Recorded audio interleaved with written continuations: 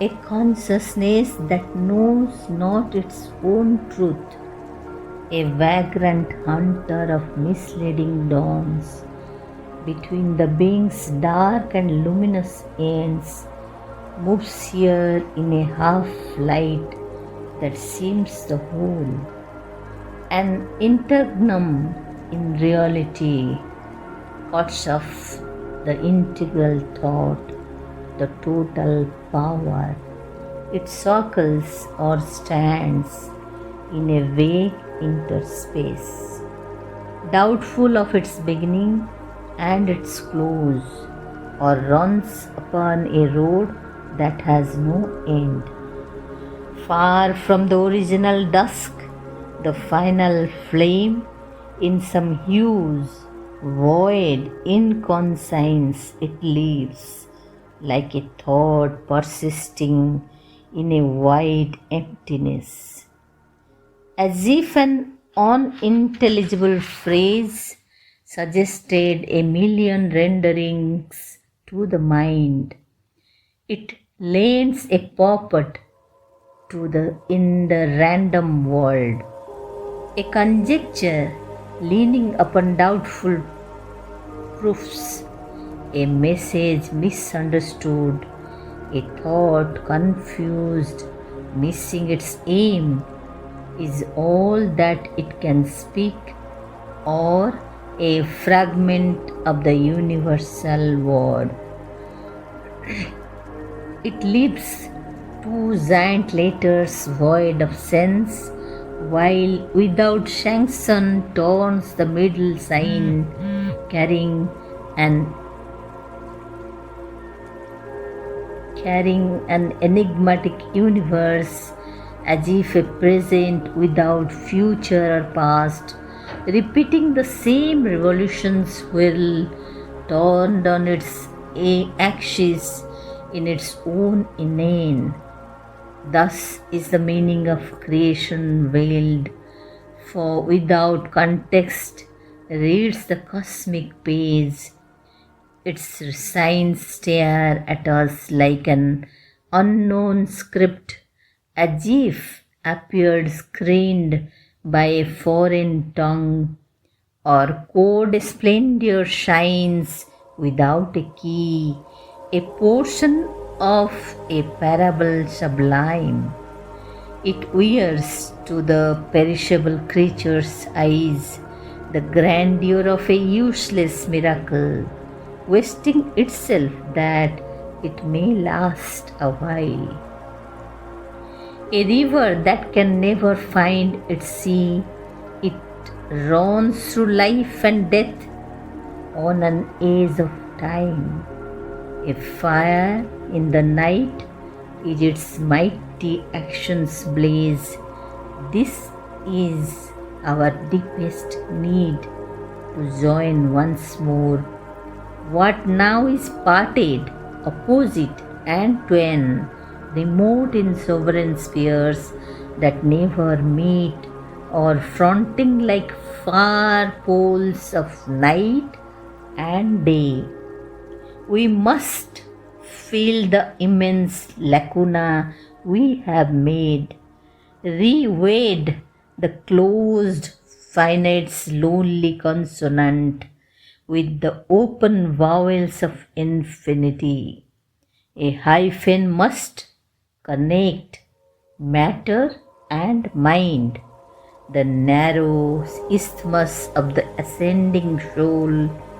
We must renew the secret bond in things. Our hearts recall the lost divine idea. Reconstitute the perfect word. Unite the Alpha and the Omega in one sound. Then shall the spirit and nature be at one. Two are the ends of the mysterious plan, in the wide, signless ether of the self, in the unchanging silence, white and nude, aloof, resplendent like gold dazzling shawns, veiled by the ray no mortal eye can bear. The Spirit's free and absolute potency is born in the solitude of the thoughts of God, a rapture and a radiance and a hush delivered from the approach of wounded hearts, denied to the idea that looks at grief, removed from the force that cries out in its pain. In his inalienable bliss they live. Immaculate in self-knowledge and self-power, calm they repose on the eternal will. Only his law they count and him obey. They have no goal to reach, no aim to serve. Implacable in their timeless purity, all barter or bribe of worship they refuse, unmoved by cry of revolt and ignorant prayer. They reckon not our virtue and our sin. They bend not to the voices that implore. They hold no traffic with error and its reign. They are guardians of the silence of the truth. They are keepers of the immutable decree. A deep surrender is their source of might, a still identity their way to know. Motionless is their action, like a sleep, at peace regarding the trouble beneath the stars, deathless, watching the works of death and chance, immobile, seeing the millenniums pass, untouched, while the long map of fate unrolls. They look on our struggle with impartial eyes, and yet without them cosmos would not be. Impervious to desire and doom and hope, their station of inviolable might, moveless, upholds the world's enormous task. Its ignorance is by their knowledge lit, its yearning lasts by their indifference. Its yearning lasts by their indifference. As the height draws the low ever to climb, as the breaths draw the small to adventure vast, their aloofness drives man to surpass himself. Our passion heaps to wade the eternal calm, our dwarf-short mind to meet the omniscient's force, acquiescing in the wisdom that made hell and harsh the harsh utility of death and tears, acquiescing in the gradual steps of time, careless they seem of the grief that stings the world's heart.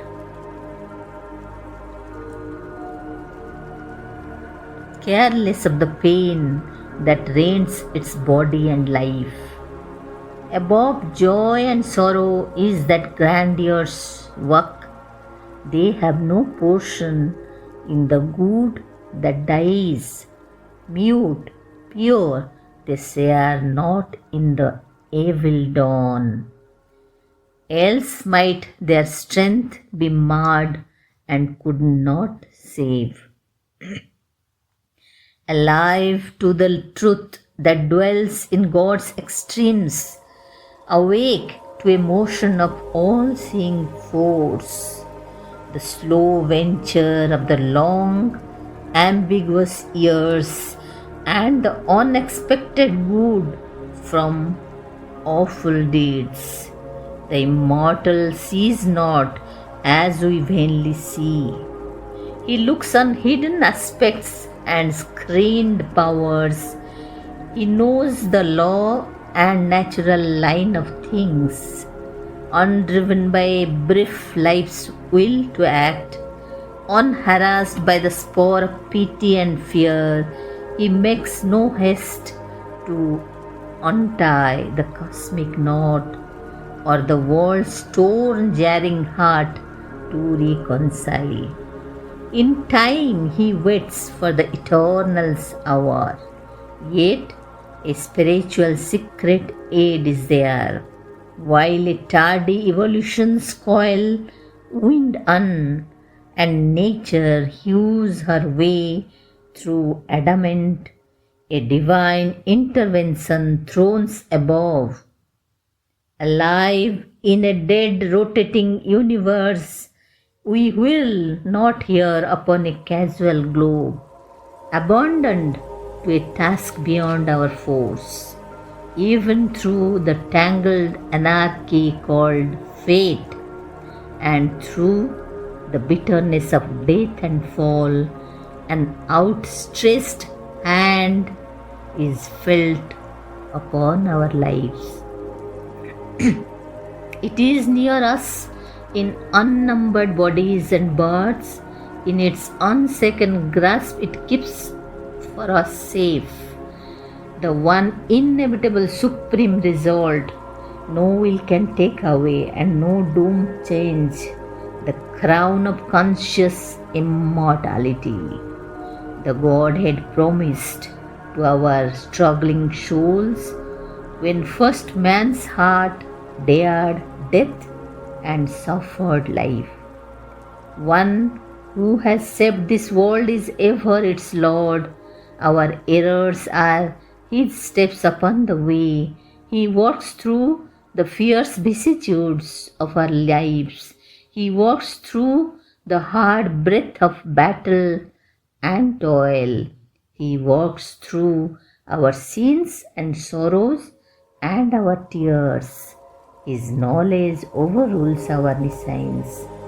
Whatever the appearance we must bear, whatever our strong ills and present fate, when nothing we can see but drift and bail, a mighty guidance leads us still through all. After we have solved this great divided world, God's bliss and oneness are our inborn right. A date is fixed in the calendar of the unknown, an anniversary of the birth sublime. Our soul shall justify its checkered work. All will come near that now is not or far. These calm and distant mights shall act at last, immovably ready for their destined task.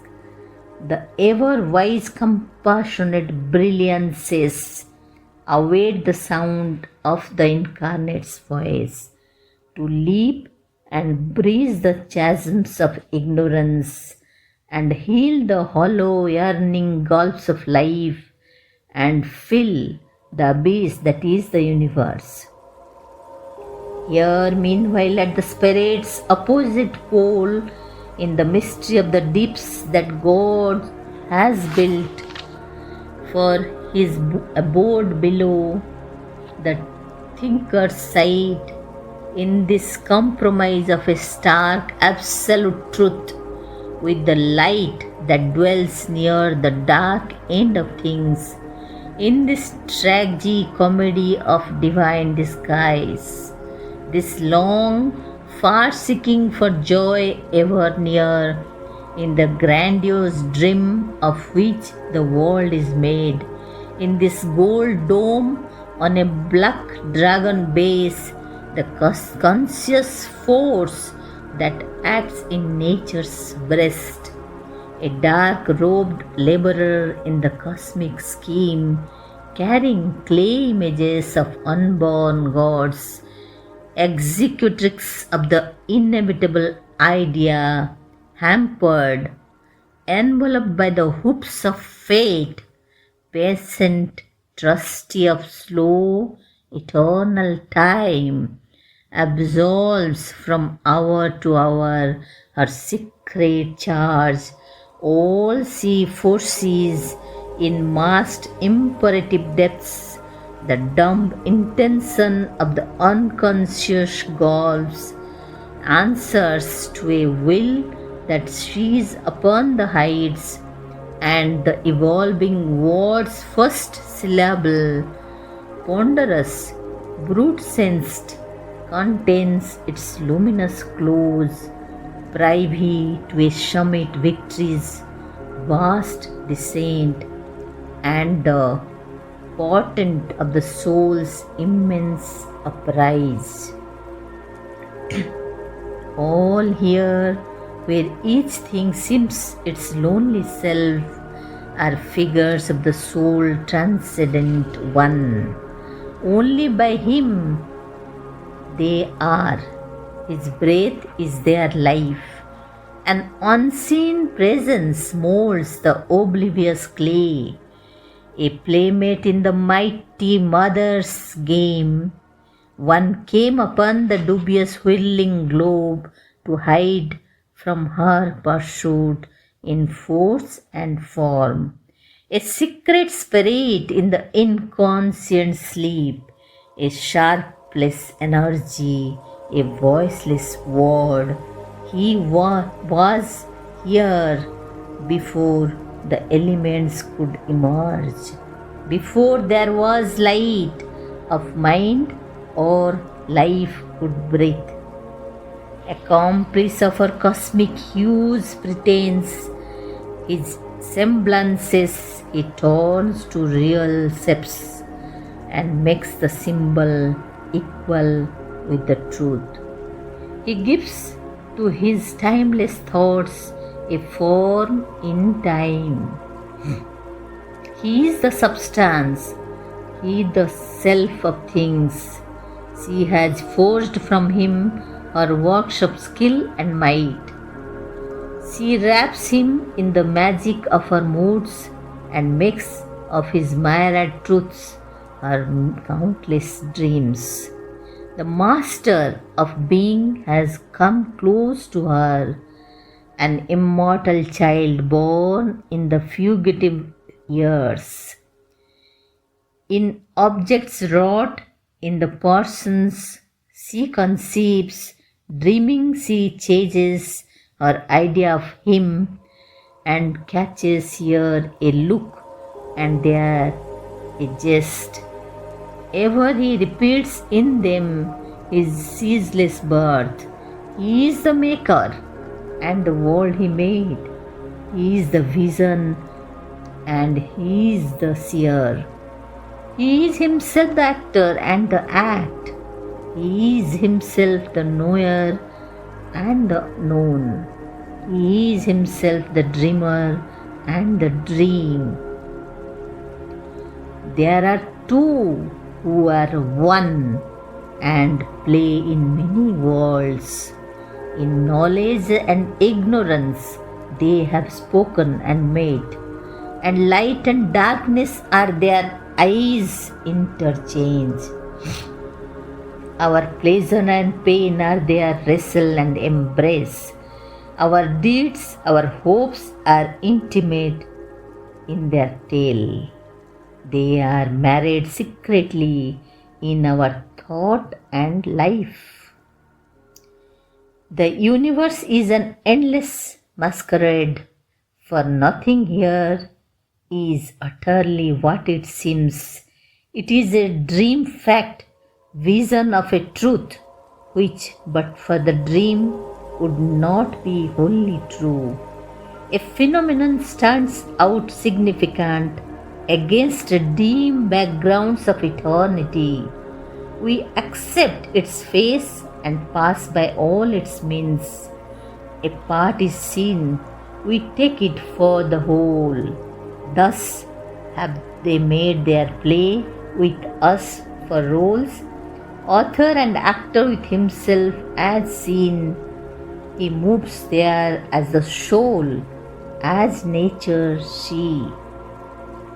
Here on the earth, where we must feel our parts, we know not how shall run the drama's course. Our uttered sentences wail in their thought. He might plan, she holds back from our sight. Her mighty plan she holds back from our sight. She has concealed her glory and her bliss, and disguised her love and wisdom in her heart. Of all the marvel and beauty that are hers, only a darkened little we can feel. He too wears a diminished Godhead here. He has forsaken his omnipotence. His calm he has foregone and infinity. He knows her only. He has forgotten himself. To her he abandons all to make her great. He hopes in her to find himself anew, incarnate, wedding his infinity's peace to her creative passion's ecstasy. Although possessor of the earth and heavens, he lives to her the cosmic management and watches all the witness of her scene. A supernumerary on her stage, he speaks no words and hides behind the wings. He takes birth in her world, waits on her will, divines her enigmatic gestures sense. The fluctuating chance turns of her mood, works out her meanings she seems not to know, and solves her secret purpose in long time. As one too great for him, he worships her. He adores her as he is regent of desire. He yields to her as the mover of his will. He burns the incense of his night and days, offering his life a splendor of sacrifice, a rapt solicitor for her love and grace. His bliss in her, to him, is his whole world. He grows through her in all his being's powers. He reads by her God's hidden aim in things, or a courtier in her countless retinue, content to be with her and feel her near. He makes the most of the little that she gives, and all she does drifts with his own delight. A glance can make his whole day wonderful. A word from her lips with happiness wings the hours. He leans on her for all he does and is. He builds on her largest his proud fortunate days, and trails his peacock plumaged joy of life, and shines in the glory of her passing smile. In 1,000 ways he serves her royal needs. He makes the hours pivot around her will, makes all reflect her whims. All is their play. This whole wide world is only he and she. This whole wide world is only he and she.